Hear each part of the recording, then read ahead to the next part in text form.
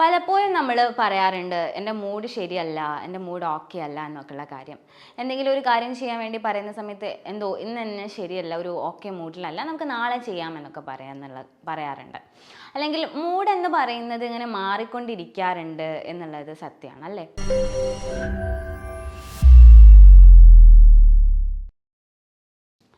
Hello, എൻ്റെ പേര് Saranya, consultant psychologist ആണ്. പലപ്പോഴും നമ്മൾ പറയാറുണ്ട് എൻ്റെ മൂഡ് ശരിയല്ല, എൻ്റെ മൂഡ് ഓക്കെ അല്ല എന്നൊക്കെയുള്ള കാര്യം. എന്തെങ്കിലും ഒരു കാര്യം ചെയ്യാൻ വേണ്ടി പറയുന്ന സമയത്ത് എന്തോ ഇന്ന് തന്നെ ശരിയല്ല, ഒരു ഓക്കെ മൂഡിലല്ല, നമുക്ക് നാളെ ചെയ്യാമെന്നൊക്കെ പറയാറുണ്ട്. അല്ലെങ്കിൽ മൂഡ് എന്ന് പറയുന്നത് ഇങ്ങനെ മാറിക്കൊണ്ടിരിക്കാറുണ്ട് എന്നുള്ളത് സത്യമാണ് അല്ലേ?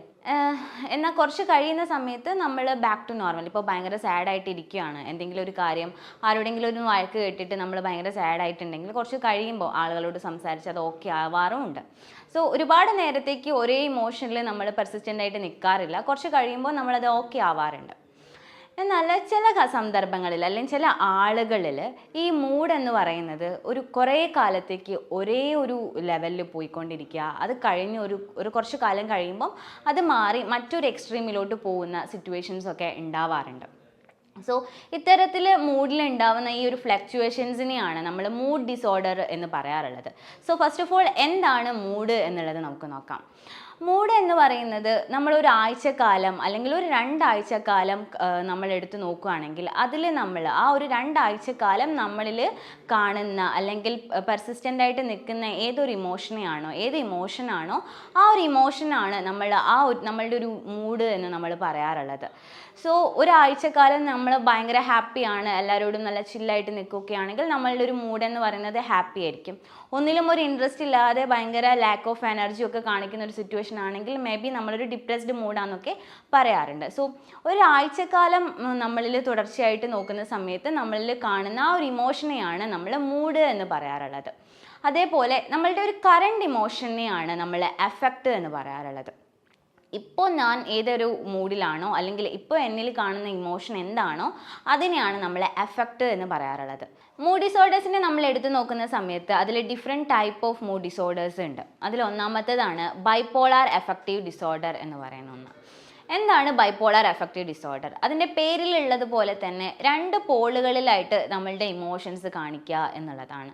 നമ്മളെ ഒരു ഇമോഷനെ അല്ലെങ്കിൽ മൂഡിനെ ഒരു കോണ്ടിനമായി നമ്മൾ എടുത്തു കഴിഞ്ഞാൽ അതിൽ 2 പോളുകളാണ് ഉണ്ടാവുക. ഒന്ന് ഡിപ്രഷൻ എന്ന് പറയുന്ന പോളും മറ്റൊന്ന് മാനിയ എന്ന് പറയുന്ന ഒരു പോളും. ഒരു നോർമൽ പേഴ്സണിൽ നമ്മളുടെ ആ ഒരു മൂഡ് എന്ന് പറയുന്നത് അല്ലെങ്കിൽ നമ്മുടെ ഒരു മൂഡിൻ്റെ ഒരു സ്കെയിൽ നോക്കുന്ന സമയത്ത് ഒരു മിഡിലായിട്ടൊക്കെ ആയിരിക്കും നമ്മളുടെ മൂഡ് കിടക്കുന്നുണ്ടാവുക. സാഡ്നെസ്സും ഉണ്ടാവും, അതേപോലെ ഒരു ഹാപ്പി ആയിട്ടുള്ളൊരു സിറ്റുവേഷൻസ് ഉണ്ടാവും. ഒരു ആവറേജ് ലെവലിലായിരിക്കും പൊതുവേ നമ്മളൊരു നോർമൽ പേഴ്സണിൽ കാണിക്കുന്നത്. എന്നാൽ ഈ ഒരു ബൈപോളാർ അഫക്റ്റീവ് ഡിസോർഡർ അല്ലെങ്കിൽ ബൈപോളാർ ഡിസോർഡർ എടുത്ത് നോക്കുന്ന സമയത്ത് അവിടെ സംഭവിക്കുന്നതെന്ന് പറയുന്നത് ഒരു വ്യക്തിനെ നമ്മൾ എടുത്ത് നോക്കിയാൽ 2 ഇമോഷൻ്റെ 2 എക്സ്ട്രീമിലാണ് നമ്മൾ കാണിക്കുക. ബൈപോളാർ അഫക്റ്റീവ് ഡിസോർഡർ എന്ന് പറയുന്നത് ഡിപ്രഷൻ എന്ന് പറയുന്ന അല്ലെങ്കിൽ ആ ഒരു സിറ്റുവേഷൻ ആ ഒരു ഇമോഷൻ എന്ന് പറയുന്നത് മാക്സിമം ആയിട്ട് നിൽക്കുക. ഒരു major depressive disorder plus hyper mania എന്ന് പറയുന്നത്, മാനിയാക് സ്റ്റേജ് എന്ന് പറയുന്നത് വളരെ അതിൻ്റെ ഉന്നതിയിൽ നിൽക്കുന്ന ഒരു സിറ്റുവേഷനെയാണ് നമ്മൾ ബൈപോളാർ അഫക്റ്റീവ് ഡിസോർഡർ എന്ന് പറയാറുള്ളത്. സോ ഫസ്റ്റ് ഓഫ് ഓൾ എന്താണ് ഡിപ്രഷൻ, എന്താണ് മാനിയ എന്നുള്ളത് നമുക്കൊന്ന് നോക്കാം. സോ ഡിപ്രഷൻ എടുക്കുന്ന സമയത്ത് പൊതുവേ നമ്മൾ പലപ്പോഴും കേട്ട് പരിചയമുള്ള ഒരു ക്ലിനിക്കൽ ടേമാണ് ഡിപ്രഷൻ എന്ന് പറയുന്നത്. ഒന്നിലും ഒരു ഇൻട്രസ്റ്റ് ഇല്ലാത്തൊരവസ്ഥയാണ് എന്നൊക്കെ നമ്മൾ പൊതുവേ പറയാറുണ്ട്. സോ ഡിപ്രഷൻ എന്ന് പറയുന്ന ഒരു ക്ലിനിക്കൽ സിറ്റുവേഷൻ എന്ന് പറയുന്നത് ഒന്നിലും ഒരു ഇൻട്രസ്റ്റ് ഇല്ലാതെ അല്ലെങ്കിൽ നമ്മൾ പലപ്പോഴും ഭയങ്കര ഇൻട്രസ്റ്റോട് ചെയ്തിരുന്ന പല കാര്യങ്ങളും ഇപ്പം ഒട്ടും ഒരു ഇൻട്രസ്റ്റ് ഇല്ലാതെ ചെയ്യുന്നൊരവസ്ഥ, എല്ലാത്തിലും ഒരു ലാക്ക് ഓഫ് എനർജി നമുക്ക് ഫീൽ ചെയ്യുക, അല്ലെങ്കിൽ പൊതുവെ പുറത്തേക്ക് ഇറങ്ങാനോ ഒന്നിലും ഒരു താല്പര്യമില്ലാത്ത ഒരു സിറ്റുവേഷനൊക്കെയാണ് ഡിപ്രഷൻ എന്ന് പറയുന്നത്. അതിൻ്റെ കൂടെ തന്നെ നമുക്ക് വെർത്ത്ലെസ്നെസ് ആയിട്ടുള്ള ഒരു ഫീല് വരിക, ഹോപ്പ്ലെസ് ആയിട്ട് ഫീൽ തോന്നുക, അല്ലെങ്കിൽ ഹെൽപ്ലെസ്നെസ് ഫീൽ ചെയ്യുക എന്നുള്ള ഒരു കോഗ്നിറ്റീവ് ക്രൈറ്റീരിയ അല്ലെങ്കിൽ കോഗ്നിറ്റീവ് ട്രയാഡ് കൂടെ ഈ ഒരു ഡിപ്രഷൻ ഉള്ള ആളുകളിൽ നമ്മൾ കാണാറുണ്ട്. അതോടൊപ്പം തന്നെ ഒരു മേജർ ഡിപ്രഷനൊക്കെ ആവുന്നത് കൊണ്ട് തന്നെ അവിടെ സൂയിസൈഡൽ ടെൻഡൻസീസും അധികമായിട്ട് നമ്മൾ കാണാറുണ്ട്. ആ ഒരു സ്റ്റേറ്റിനെയാണ് നമ്മൾ ഡിപ്രഷൻ എന്ന് പറയുന്നത്. സോ രണ്ടാമത്തെ ഒരു സ്റ്റേറ്റ് അല്ലെങ്കിൽ രണ്ടാമത്തെ ഒരു പോളാണ് മാനിയ എന്ന് പറയുന്നത്. ഒരു എക്സ്ട്രീം ഒരു എലിവേറ്റഡ് മൂഡിനെയാണ് നമ്മൾ മാനിയ എന്ന് പറയുന്നത്. ഭയങ്കര എനർജറ്റിക് ആയിട്ട് കാണിക്കുന്ന ഒരു സിറ്റുവേഷൻ. മേ ബി നമ്മളൊരു മാനിയാക് പേഴ്സണിനെ എടുത്ത് നോക്കുന്ന സമയത്ത് അവർക്ക് പ്രോപ്പറായിട്ടുള്ള സ്ലീപ്പ് ഒന്നും കിട്ടിയിട്ടില്ല എങ്കിൽ പോലും ഭയങ്കര എനർജറ്റിക് ആയിട്ട് നമ്മൾ അവരെ കാണാൻ പറ്റും. ഡെയിലി അല്ലെങ്കിൽ നോർമലി നമുക്ക് ഒരു ദിവസത്തെ സ്ലീപ്പ് ലാക്ക് ആയിട്ടുണ്ടെങ്കിൽ പിറ്റേ ദിവസം എന്ന് പറയുന്നത് നമ്മളുടെ പ്രൊഡക്ടിവിറ്റീനെ അത് കാര്യമായിട്ട് ബാധിക്കാറുണ്ട്. നമുക്ക് നല്ല രീതിയിൽ ഒന്നും തന്നെ ചെയ്യാൻ പറ്റാത്ത സിറ്റുവേഷനൊക്കെയാണ് നോർമൽ പേഴ്സണിൽ ഉണ്ടാവുക എങ്കിൽ ഈ ഒരു മാനിയാക് സ്റ്റേജിലൂടെ കടന്നു പോകുന്ന ഒരു വ്യക്തിയിൽ ഒട്ടും സ്ലീപ്പ് ഇല്ല എങ്കിൽ പോലും ഭയങ്കര എനർജറ്റിക് ആയിട്ട് ഭയങ്കര ചിയർഫുൾ ആയിട്ട് ആളെ കാണാൻ പറ്റും. ആളൊരു സംസാര രീതി എന്നൊക്കെ പറയുന്നത് ഭയങ്കര ടോക്കറ്റീവ് ആയിരിക്കും. ഈവൻ ആളുടെ കയ്യിൽ ഒരു മേ ബി ഒരു പൈസയും കയ്യിലില്ല എങ്കിൽ പോലും ഒരു തരത്തിലുള്ള ടെൻഷനോ കാര്യങ്ങളോ കാണില്ല.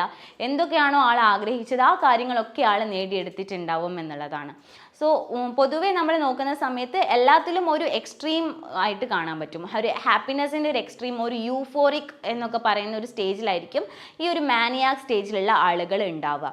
സോ എന്തൊക്കെ ക്യാരക്ടറിസ്റ്റിക് ആണ് പൊതുവേ ഒരു മാനിയാക് പേഴ്സണിൽ ഉണ്ടാവുക എന്ന് നോക്കുന്ന സമയത്ത് ഒന്നാമതായിട്ട് നമുക്ക് കാണാൻ പറ്റുന്നത് ഭയങ്കര ചിയർഫുൾ ആയിട്ട് നമുക്ക് ആളെ കാണാൻ പറ്റും. ഭയങ്കര എനർജറ്റിക് ആയിരിക്കും, ഭയങ്കര ടോക്കറ്റീവ് ആയിരിക്കും. നമ്മളൊരു സ്ട്രേഞ്ചറിൻ്റെ അടുത്തൊക്കെ സംസാരിക്കുന്ന സമയത്ത് മേ ബി നമുക്ക് ഒരുപാട് കാലം പരിചയമുള്ള ഒരാളോട് നമ്മൾ സംസാരിക്കുന്ന രീതിയിലൊക്കെ ആയിരിക്കും ഇവർ സംസാരിക്കുക. സോ ഒരു ടോക്കറ്റീവ്നെസ് എന്നൊക്കെ പറയുന്നത് വളരെ ഹൈപ്പായിരിക്കും. ഒരു ഹൈപ്പർ ആക്റ്റീവ് ആയിട്ടുള്ള സിറ്റുവേഷനൊക്കെ ആയിരിക്കും ഇവരിൽ കാണുക. ഒരു റിസ്ക് ടേക്കിംഗ് ബിഹേവിയർ എന്നൊക്കെ പറയുന്നത് വളരെ കൂടുതലായിട്ട് ഇവരിൽ കാണാറുണ്ട്. നേരത്തെ പറഞ്ഞ പോലെ സ്ലീപ്പ് കുറവാണെങ്കിലും അവരുടെ ഒരു പ്രൊഡക്ടിവിറ്റീനെ അത് ഒരു തരത്തിലും ബാധിക്കുന്നില്ല. ഭയങ്കര എനർജറ്റിക് ആയിട്ട് കാര്യങ്ങളൊക്കെ ചെയ്യുന്ന ഒരു സിറ്റുവേഷനിലൂടെയാണ് ഈ ഒരു മാനിയാക് പേഴ്സൺ കടന്നു പോകുന്നത്. സോ ഡിപ്രഷൻ എന്ന് പറയുന്നത് ഇമോഷൻ്റെ ഒരു വൺ സൈഡ് ആണെങ്കിൽ അല്ലെങ്കിൽ എക്സ്ട്രീം സാഡ്നെസ് ആണ് നമുക്ക് ഫീൽ ചെയ്യുന്നതെങ്കിൽ മാനിയ എന്ന് പറയുന്നത് ഒരു എക്സ്ട്രീം ഹാപ്പിനെസ്സിൻ്റെ ഒരു ലെവലാണ്. സോ ഇമോഷൻ്റെ രണ്ട് പോളുകളാണ് അല്ലെങ്കിൽ രണ്ട് എക്സ്ട്രീമുകളാണ് ഈ ഡിപ്രഷൻ എന്ന് പറയുന്നതും മാനിയ എന്ന് പറയുന്നതും. ഈ ഒരു ബൈപോളാർ ഡിസോർഡർ ഉള്ള ആളുകളിൽ ഈ ഒരു രണ്ട് സ്റ്റേജിലൂടെ മാത്രം കടന്നു പോകുന്ന സിറ്റുവേഷനെയാണ് നമ്മൾ ബൈപോളാർ അഫക്റ്റീവ് ഡിസോർഡർ എന്ന് പറയാറുള്ളത്. സോ ബൈപോളാർ അഫക്റ്റീവ് ഡിസോർഡർ അല്ലെങ്കിൽ ബൈപോളാർ ഡിസോർഡർ ഉള്ള ഒരു വ്യക്തിനെ നമ്മൾ എടുത്ത് നോക്കുന്ന സമയത്ത് കുറച്ച് കാലത്തോട്ട് ഒരേ ഇമോഷനിൽ നിൽക്കുക, അതായത് ഡിപ്രഷൻ എന്ന് പറയുന്ന ഒരു ഇമോഷനിൽ ഒരുപാട് കാലം നിൽക്കുകയും കുറേ കഴിയുന്ന സമയത്ത് ഒരു സ്വിച്ചിങ് എന്ന പോലെ അത് സ്വിച്ച് ചെയ്തിട്ട് ഡയറക്റ്റ്ലി അവർ എൻ്റർ ചെയ്യുന്ന ഒരു മാനിയാക് സ്റ്റേജിലോട്ടാണ്. സോ ഒരു ഡിപ്രഷൻ എന്ന് പറയുന്നതും മാനിയ എന്ന് പറയുന്ന രണ്ട് എക്സ്ട്രീം മാറി മാറി വരുന്ന ഒരു സിറ്റുവേഷനെയാണ് നമ്മൾ ബൈപോളാർ അഫക്റ്റീവ് ഡിസോർഡർ എന്ന് പറയാറുള്ളത്. ഒരുപാട് കാലം ഡിപ്രഷൻ എന്ന് പറയുന്ന ഒരു ഫേസിലൂടെ കടന്നുപോയി ഒരു 2-3 ഡേയ്സ് അല്ലെ മേ ബി ഒരു വിത്തിൻ വീക്കിൽ അവരുടെ ഒരു ഇമോഷൻ മാറി മാനിയ എന്ന് പറയുന്ന ഒരു സ്റ്റേജിലോട്ട് മാറുന്ന സിറ്റുവേഷനെയാണ് ബൈപോളാർ അഫക്റ്റീവ് ഡിസോർഡർ അല്ലെങ്കിൽ ബൈപോളാർ ഡിസോർഡർ എന്ന് നമ്മൾ പറയാറുള്ളത്. ഒരു കേസ് പറയുകയാണെങ്കിൽ കഴിഞ്ഞ ദിവസം ക്ലിനിക്കിൽ വന്നിട്ടുണ്ടായിരുന്നു. ഒരു അമ്മയും മോനുമാണ് വന്നിട്ടുണ്ടായിരുന്നത്. മോൻ വന്ന സമയത്ത് ക്ലിനിക്കിലോട്ട് എൻ്റർ ചെയ്തു, ഒരുപാട് കാര്യങ്ങൾ സംസാരിച്ചു, ഭയങ്കര ടോക്കറ്റീവ് ആയിരുന്നു. അവന് ഭയങ്കര എനർജി ഫീൽ ചെയ്യുന്നുണ്ടായിരുന്നു. ഈവൻ നമ്മൾ ഓപ്പോസിറ്റ് ഇരിക്കുന്ന നമുക്ക് പോലും ആ ഒരു എനർജി പാസ് ചെയ്യുന്നുണ്ടായിരുന്നു. അങ്ങനെ ഒരുപാട് നേരം സംസാരിച്ചു, ഒരുപാട് കാര്യങ്ങൾ അവൻ ചോദിച്ചു. ഈവൻ പേഴ്സണൽ കാര്യങ്ങളൊക്കെ അവൻ ചോദിക്കുന്നുണ്ടായിരുന്നു. അങ്ങനെ ഒരുപാട് കാര്യങ്ങളൊക്കെ ചോദിച്ചു.